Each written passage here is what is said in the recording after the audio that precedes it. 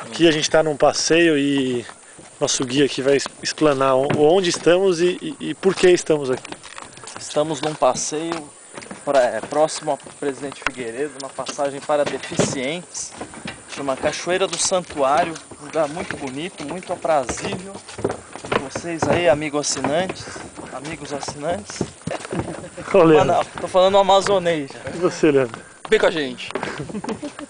Vamos nessa.